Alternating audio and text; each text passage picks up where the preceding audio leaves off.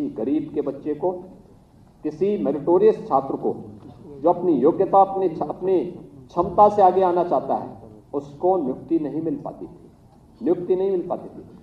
नियुक्ति बैकडोर से होती थी, सूची जारी होती थी, अलग अलग लोगों के परिवार के अलग अलग लोगों की सूची अलग जाती थी और फिर उन्हीं लोगों का सिलेक्शन होता था, बाकी लोग देखते रह जाते थे।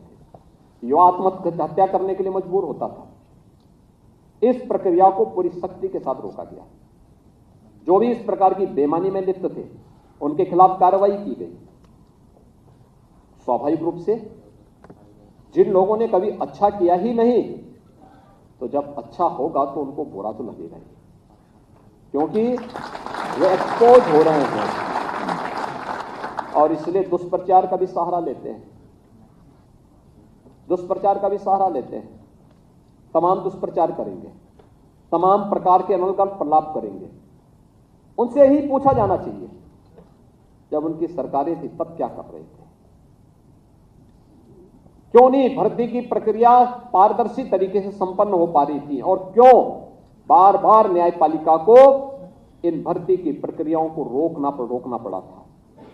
याद करिए, हम लोग आए तो 1,55,000 से अधिक तो केवल पुलिस के कार्मिकों के पद खाली पड़े थे, जिनको हमने एक समय सीमा के अंदर पूरा भर दिया। वे सभी पुलिस कार्मिक आज के दिन पे फील्ड में अपनी सेवाएं प्रदान कर रहे हैं। 1,64,000 शिक्षकों की भर्ती बेसिक, माध्यमिक और उच्च शिक्षा में हम लोगों ने संपन्न की। क्यों नहीं भर्तियां 17 के पहले संपन्न हो गई? अधीनस्थ सेवा चयन आयोग, माध्यमिक या उच्चतर शिक्षा चयन आयोग से जुड़े हुए, या उत्तर प्रदेश लोक सेवा आयोग या अन्य भर्ती बोर्ड से जुड़े हुए चयन की प्रक्रिया में जो 6.5 लाख नौजवानों को प्रदेश के अंदर नौकरी मिली, ये 2017 के पहले क्यों नहीं मिल पाई? कारण था 2017 के पहले न सरकार की भर्ती की कोई नीति थी, न नीयत अच्छी थी, भ्रष्टाचार और अनावश्यक रूप से घूसखोरी उनकी पहचान बन चुकी थी। आज उससे प्रदेश को मुक्त किया गया है, सख्ती से ऐसे तत्वों के खिलाफ लगाम कसी गई है।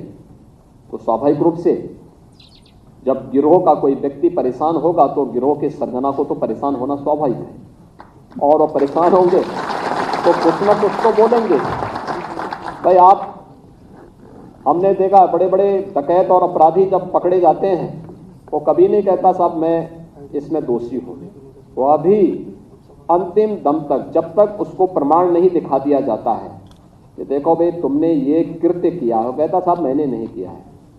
फिर उसको फुटेज दिखाए जाते हैं, अरे देखो ये सब क्या है, कहता हाँ साहब गलती हो गई। तो यही कहते हैं, ये वही लोग हैं जो गलती करते हैं स्वीकार नहीं करेंगे, लेकिन इनको इनके फुटेज दिखाने पड़ते हैं, बताने पड़ते हैं और फिर इनको एहसास कराना पड़ता है तुमने गलती की है और इसलिए प्रदेश की जनता बार बार तुम्हें ठुकरा रही है, बार बार ठोकर मार रही है। और इसीलिए मैं आज आप सबसे कहूँगा कि जिस ईमानदारी और सुचितापूर्ण तरीके से आपको नियुक्ति की प्रक्रिया के साथ जोड़ा जा रहा है, यह नियुक्ति एक नए उत्तर प्रदेश की आधारशिला रखने की प्रक्रिया है।